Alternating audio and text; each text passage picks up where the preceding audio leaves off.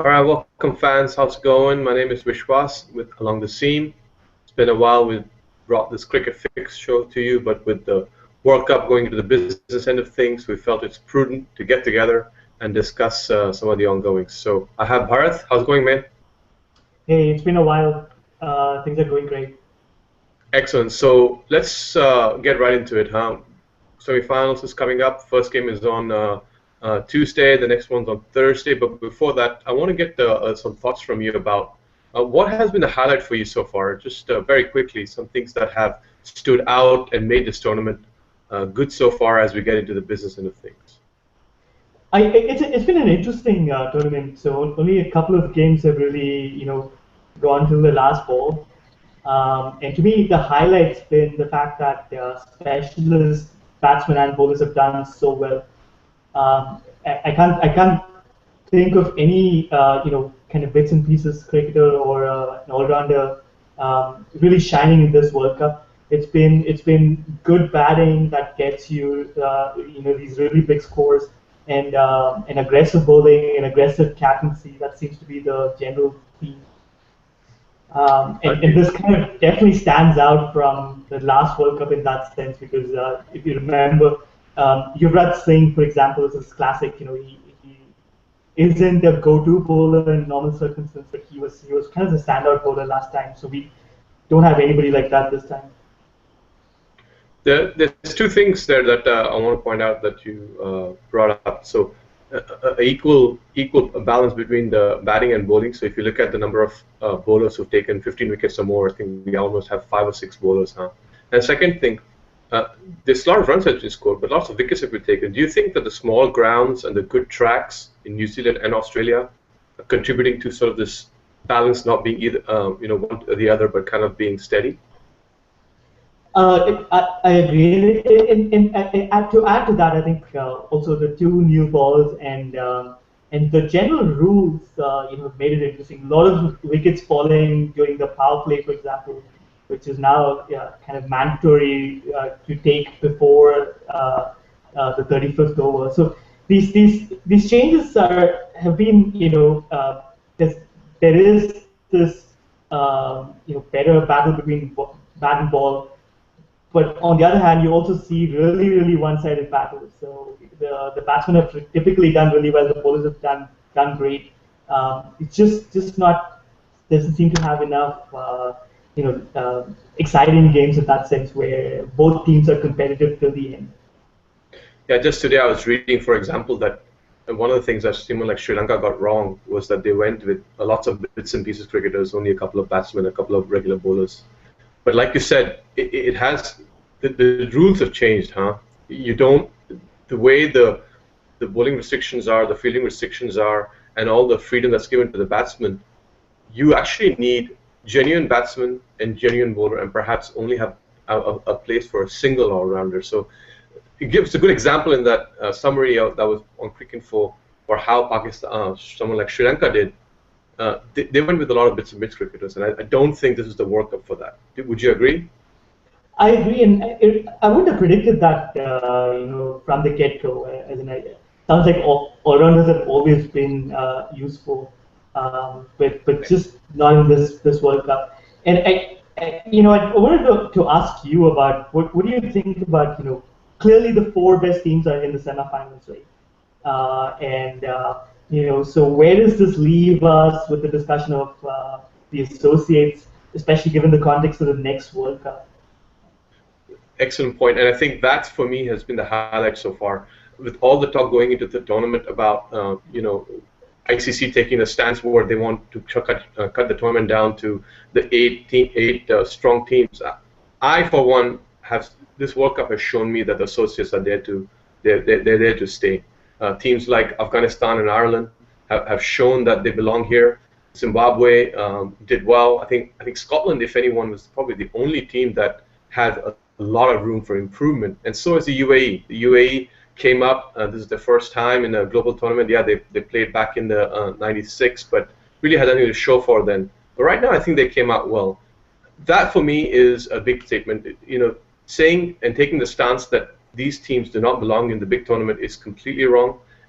The game needs this. The game has to grow. This is like saying the FIFA World Cup or the Olympics. Well, we will not take the players who are not good just because we don't want to grow the game. So for me, we've got to be smart about this. We need these countries. We need these countries to improve the game, not only from in terms of revenue, but really how can we grow this? Is by the kids, right? So we want to grow it ground up, and that's the way to do it. And I fear that by doing that, we're shunning these teams and we're shunning these countries and saying, no, you can't play. Well, that's just wrong. And on the level that we saw, Ireland came up prepared. They beat West Indies. Bangladesh did well.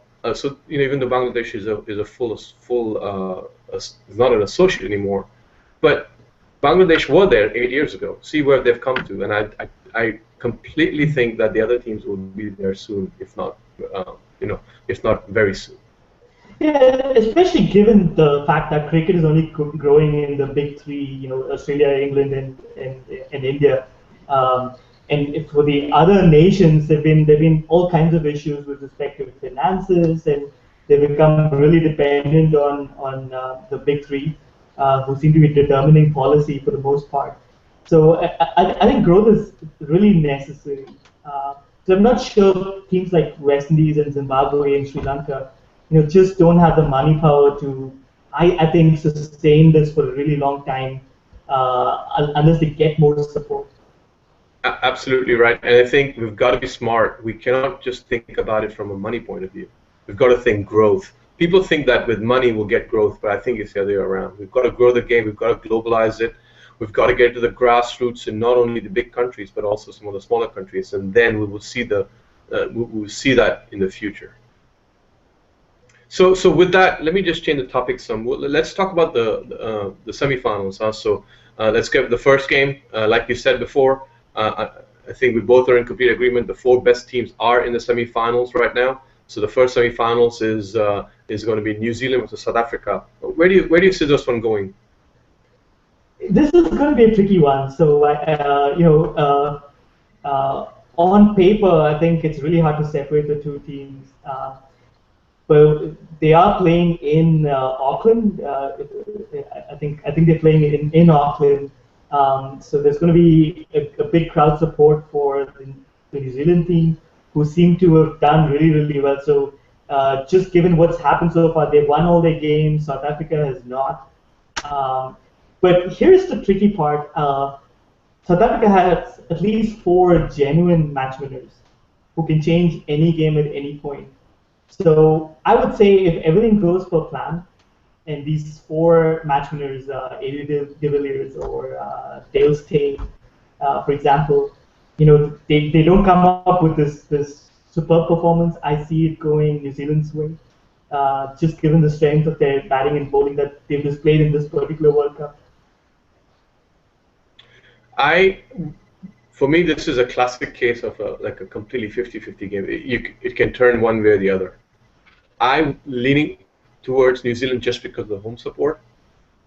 They showed by keeping wickets in hand, for example, in the quarterfinals game, that they can just take the game away from their opponents. Granted, it was West Indies. Granted, South Africa is a better bowling unit, but they are loaded as well, and no one better than them to understand their conditions and take those grounds, smaller grounds, relatively smaller grounds than South Africa is used to, and just make hay of it.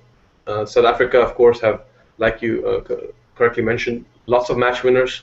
The key is going to be those last 10, 12 overs. Who can get more runs in those last 10, 15 overs when they're batting? If New Zealand can come good, keep those runs down on South Africa's batting, or vice versa, it's going to be an extremely close game. So what do you think about the C word that's hanging on South Africa? Have they overcome it in the sense, because they've already... It's funny you say that, because this morning I was reading that South Africa needs to win this World Cup, not because they want to win the World Cup. It's because they want to get over the choker tag. And just think about that for a minute. We're talking about the biggest game, the biggest stage of international cricket, and people are not too concerned that they will win the tournament, but they want themselves, they have a certain reputation that just need to get over the hurdle. There's a lot riding on them. There's a lot riding on the home team as well. I just think New Zealand at home is just stronger. Yeah, they won the past, I think, 11 games out of 12 at home. That's a pretty incredible record, just given the quality of the teams that they played. The standout game I think in this World Cup for me was Australia New Zealand. That was a really you know really great game, and the fact that New Zealand snuck through that game just gives me that confidence that they'll do well against South Africa. Completely agree. So for a minute, let's switch gears. Let's talk about the second game. So the second game is 2 days later. That's on Thursday. That's of course the other host of the tournament. Australia will play India. India have come unscathed to the tournament. Of course, Australia lost that game that you talked about in New Zealand. How do you feel about this? Where do you think this one's swinging? Uh, Australia's way, although I really want to think that India has a strong chance. Um, India's had really struggled in Australia for a really long time, and they've come through, like you said, winning all 6 games, and they have their confidence back. It's going to be really interesting to see if that confidence sustains when they play these opponents that they've lost to regularly for a whole 3 months. Um, so the question is how whether they're going to take that confidence of winning all these games to these particular opponents. That's going to be a big challenge. For me, this game is again in Australia at Sydney, but I'm going to go and not in the other game I was talking about the last 10, 15 overs of the innings being the key. For me, in this game, I see it the way my lens is it's the first 10 overs, first 10, 15 overs. That's going to swing the game. India bowls well, comes out, bowls well, gets some early wickets, gets the Finches and the Warners out early. Steve Smith has just shown that he's back in form and playing really well, form of his life. But it's really the Warner for me. If India can get him early, they have a chance. On the other hand, this good bowling attack, which has now taken all 10 wickets in every game they've played, come out, lose, let the game get away from them for the first 10, 15 overs. I'm afraid it's going to be a long road back. And if India bats first, if India bats first, it's the same thing. Really, India can keep wickets in hand. India have kind of not, if you notice, they haven't gone out to that big starts. They haven't gotten those hundreds in first 10 overs. They've kind of kept their all their pawns with them. They've tried to keep the wickets in hand, not lose that early wicket. And that's the key: is if they can somehow get a good opening partnership, let the Rainas and the Dhonis and the Rahanes get to set the middle order some, they can really take the game to the end. Again, a close one to call. India just cannot get over this voodoo against Australia in Australia. I'm going to lean toward Australia in this one. But isn't it? I mean, isn't Sydney the best place for India to do that challenge finally to get over that hurdle? Would you think India should bat first or bowl?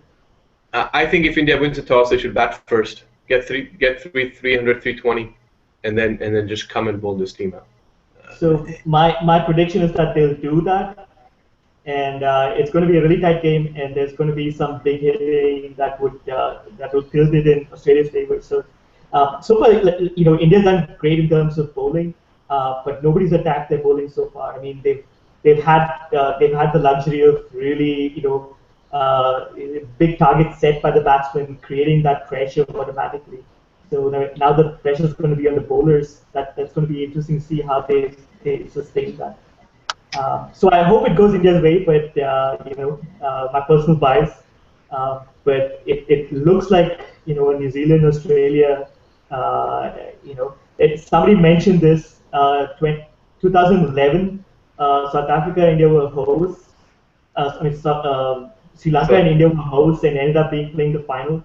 So it might be interesting to see if the same thing happens this time around. Excellent. Perfect. That it's funny you said that. I never thought about it that way. But there you go, fans. Both of us here picked New Zealand in the first game against South Africa, and we picked Australia in the second game against India.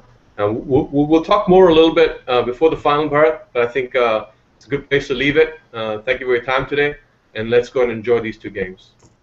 Have a good one, folks. Please be sure to follow Along the Scene. Our Twitter handle is @AlongTheScene, and we're on Facebook. Please be sure to like our page. I'll say goodbye now, Bharat. Thank you. Bye.